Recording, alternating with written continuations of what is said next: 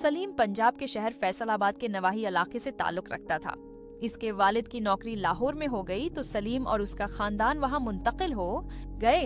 ये इस वक्त की बात है जब सलीम ने 12वीं के इम्तिहानात देकर फरागत हासिल की थी और दोस्तों के साथ आवारागर्दी और इंटरनेट के इस्तेमाल के अलावा कोई खास काम नहीं था। एक दिन सलीम ने फैसलाबाद में अपने आबाई घर जाने का प्रोग्राम बनाया, जहां अब उसकी दादी रहती थी। सलीम के बड़े चचा की शादी हो चुकी थी और वो सरकारी मुलाजिम थे। उनका इंतकाल हो चुका है और उनके 2 बच्चे हैं, एक 16 साला बेटा और 14 साला बेटी। सलीम के छोटे चचा की शादी नहीं हुई और वो भी सरकारी मुलाजिम हैं। सलीम जब शाम को वहाँ पहुँचा तो जून का महीना था और बहुत गर्मी थी। सलीम को देखकर सब खुश हुए। उन्होंने मिलकर खाना खाया और सोने की तैयारी करने लगे। गांव और देहातों का माहौल ऐसा ही होता है कि छत पर सूते हैं। सलीम के छोटे चचा और बड़े चचा का बेटा नीचे अपने कमरे में सूते थे, क्योंकि चचा के बेटे को रात देर तक टीवी देखने का शौक था। चची ने छत पर सलीम के लिए भी चारपाई लगा दी। सलीम सफर की वजह से थका हुआ था, इसलिए चारपाई पर लेटते ही सो गया। रात को गर्मी की वजह से सलीम को प्यास महसूस हुई और उसकी आंख खुल गई। साथ वाली चारपाई पर चच्ची सो रही थी, लेकिन वो खाली थी। सलीम ने सोचा कि शायद वो बाथरूम गई हूँ या पानी पीने के लिए उठी हूँ। सलीम चारपाई से उठा और छत पर बने हुए कमरे की तरफ चल पड़ा, जहाँ पानी का कूलर रखा हुआ था। जब सलीम कमरे के दरवाजे पर पहुंचा तो वो बंद था, लेकिन दरवाजे के नीचे से हल्की रोशनी आ रही थी। सलीम हैरान हुआ कि अगर वो पानी पीने आई हैं तो दरवाजा बंद क्यों क्या हुआ है, और अगर वो अंदर हैं तो ये रोशनी किस चीज की है। सलीम ने दरवाजे को हल्का सा धकेलकर खोलने की कोशिश की, लेकिन वो अंदर से बंद था। सलीम अभी सोच ही रहा था कि उसे अंदर से किसी के चलने की आवाज आई। सलीम जल्दी से इधर उधर देखा और उसे कमरे के साथ बाहर की तरफ एक छोटा सा कमरा नजर आया। उसकी पिछली तरफ 2 से 3 फुट जगह खाली थी। सलीम जल्दी से वहां छिप गया। कुछ ही मिनटों बाद दरवाजा हल्का सा खुला और चची इधर उधर देखकर सीधी कमरे के साथ बनी हुई क्यारी की तरफ आने लगे। सलीम क्यारी के साथ बने हुए छोटे कमरे के पीछे बैठा ये मंजर देख रहा था। चांद की रोशनी में सलीम को सब साफ नजर आ रहा था। जब चची क्यारी के करीब पहुंचे तो सलीम ने देखा कि वो वापस कमरे की तरफ चली गईं। उनके जाने के 2 मिनट बाद सलीम चुपके से वहां से निकला और कमरे की तरफ गया। अब की बार दरवाजा हल्का सा खुला हुआ था और हल्की रोशनी आ रही थी। सलीम ने आहिस्ता से दरवाजे को थोड़ा सा धकेला और सिर्फ आधा सिर अंदर करके झांका। अंदर का मंजर देखकर सलीम के होश उड़ गए। अंदर चची बाएं तरफ एक कोने में चारपाई पर बैठी थी। ये मंजर देखकर सलीम दम बखुद रह गया। 10 मिनट बाद जब सलीम वापस आया और आंखें खोलें तो उसके पैरों तले जमीन निकल गई। चची का रंग उड़ा हुआ था और उनकी नजर सलीम के चेहरे पर थी। सलीम खौफ और शर्मिंदगी में डूबा हुआ था कि चची की आवाज उसके कानों तक पहुंची। सलीम, तुम यहाँ क्या कर रहे हो? सलीम बगैर चची की तरफ देखे तेजी से भागा और अंदर से दरवाजा बंद कर लिया। सलीम खौफ और शर्मिंदगी से सोचने लगा कि अब क्या होगा। सलीम चची का सामना कैसे करेगा? अगर उन्होंने किसी को बता दिया तो सलीम के वालिद की मार और खास तौर पर छोटे चचा के बारे में सोचकर ही सलीम डर रहा था। सलीम के छोटे चचा सख्त तबीयत के मालिक थे और बचपन में उन्होंने सलीम को कई बार मारा था। सलीम वहाँ आधे घंटे तक बैठा सोचता रहा, फिर हिम्मत करके उठा, मीना हाथ धविया और दब्बे पांव चलता हुआ पहले चची की चारपाई देखी। वो दूसरी तरफ मुना करके लेटी हुई थी। सलीम चुपके से अपनी चारपाई पर आकर लेट गया और सुबह का इंतजार करते करते सो गया। सब 9 बजे के करीब चची की बेटी ने सलीम को आकर जगाया कि दादी और अम्मी नाश्ते के लिए बुला रही हैं।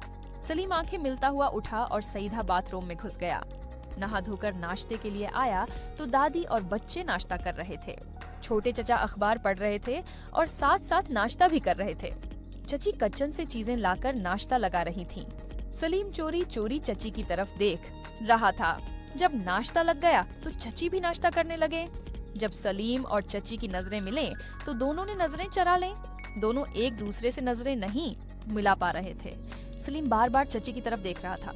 अचानक चची ने सलीम को देखा तो उसने नजरें नीचे करके नाश्ता करना शुरू कर दिया। सलीम के दिल में एक अजीब सा खौफ था कि अगर चची ने नाश्ते के बाद चचा को बता दिया तो उसकी खैर नहीं है। आज नवाला हल्क से मुश्किल से उतर रहा था। सलीम उन्हीं सोचों में गुम था कि चचा बोले, बच्चों बैग उठा लो, स्कूल जाने का वक्त हो गया है। और सलीम से कहा, सलीम बेटा, शाम को ड्यूटी के बाद तुमसे बातें करेंगे। सलीम ने बस इतना ही कहा, जी चचा, और वो चंद मिनट बाद बच्चों के साथ चले गए। दादी बर्तन उठाकर किचन में रखने लगे। सलीम भी चपके से उठा और टीवी वाले कमरे में बैठकर टीवी देखने लगा। टीवी में सलीम का दिल नहीं लग रहा था। बार बार एक ही बात दिमाग में आ रही थी कि अभी तक चची ने चचा को रात वाली बात नहीं बताई, लेकिन वो किसी भी वक्त बता सकती हैं। बस यही खौफ सलीम को खाए जा रहा था। किचन से चच्ची के बर्तन धोने की आवाज आ रही थी।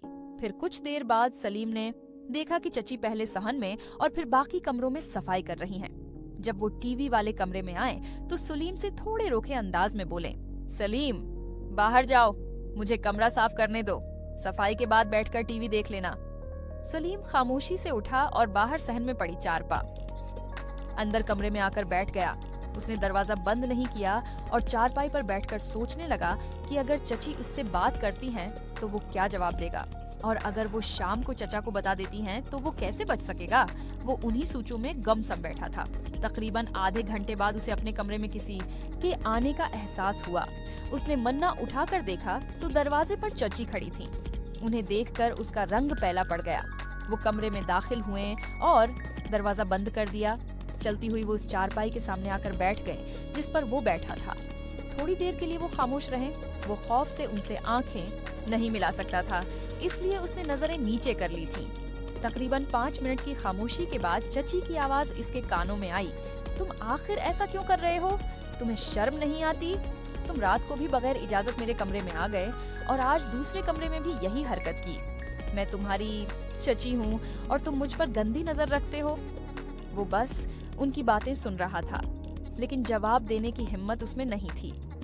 उन्होंने फिर सख्त लहजे में कहा, जवाब दो, बोलते क्यों नहीं? वो अब उन्हें क्या जवाब देता? गलती उसकी अपनी थी। फिर चची बोले, आज मैं तुम्हारे चचा को शाम को बता दूंगी। उनकी बात सुनकर वो डर गया। वो फौरन उठा और चची के पाँव में गिर गया। वो उनसे मुआफी मांगने लगा और मुआफी की भीख मांगने लगा। वो दोबारा ऐसी हरकत न करने की तौबा करने लगा और बार बार उनसे कहने लगा, चची मुझे मुआफ कर दें, चचा को न बताएं, मैं दोबारा कभी नहीं करूंगा।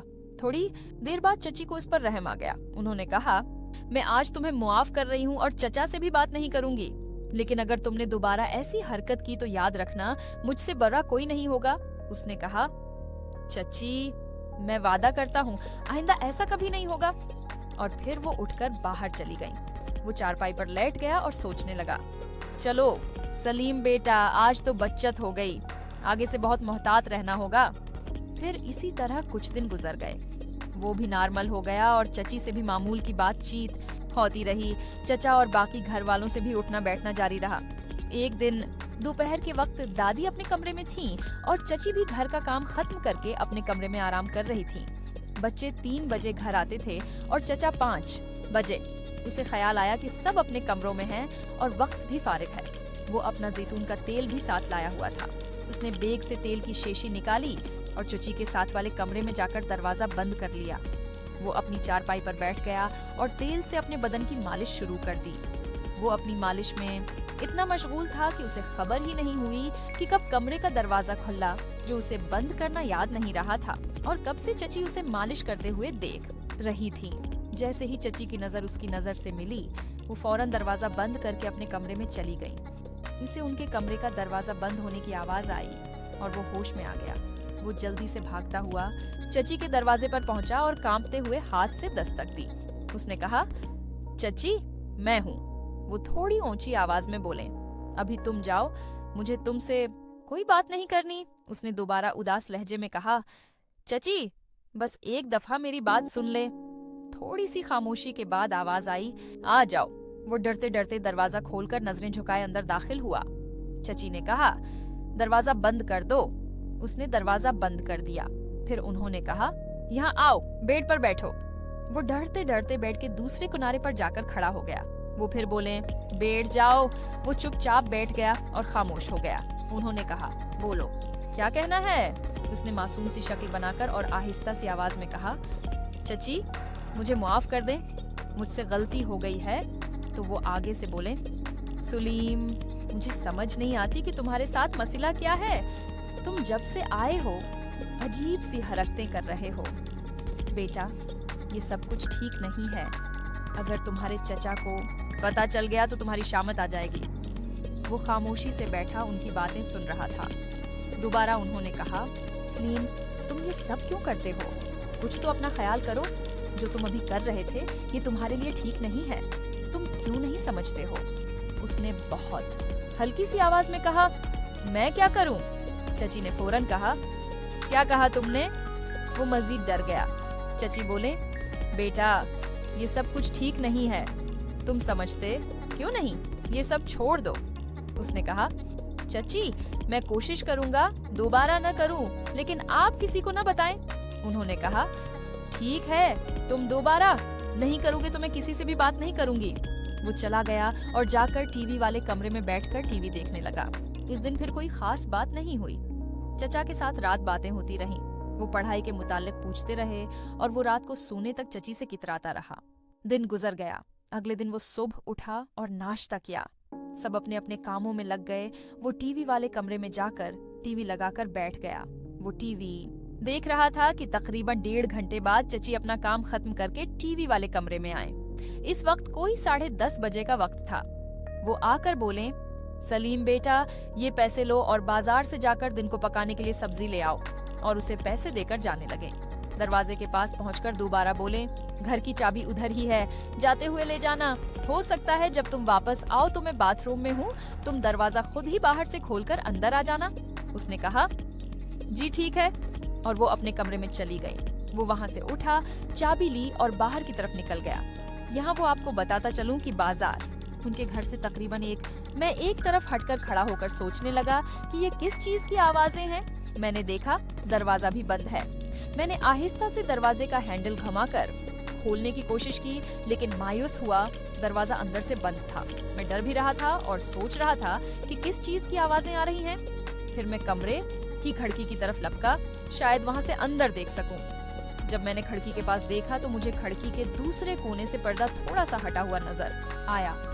मैंने बहुत एहतियात से अंदर देखने की कोशिश की। अब की बार मैं कोई खतरा नहीं लेना चाहता था। जैसे ही मैंने उस जगह से अंदर देखा तो अंदर का मंजर देखकर मेरे होश उड़ गए। अंदर का मंजर मेरे लिए नाकाबिल यकीन था। सामने सोफे पर चची का कजन, मामू का बेटा शौकत, जो कि फैसलाबाद में सरकारी स्कूल का उस्ताद था, सोफे पर बैठा हुआ था और चची उनके साथ बैठी हुई थी। वो एक दूसरे से प्यार कर रहे थे।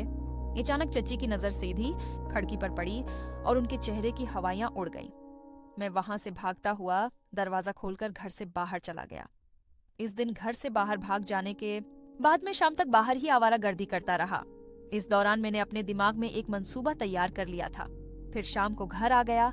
घर के दरवाजे पर आकर घंटी बजाई। थोड़ी देर बाद मेरे कजन ने दरवाजा खोला। मैं घर में दाखिल हुआ और सीधा बाथरूम में घुस गया।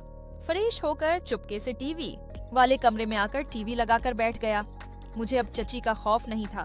मैं उनका सारा खेल देख चुका था और मुझे पता था कि अब चची भी मेरी कोई बात किसी से नहीं करेंगी। थोड़ी देर बाद मेरी कजन ने आकर मुझे बुलाया कि आकर खाना खा लो, सब इंतजार कर रहे हैं।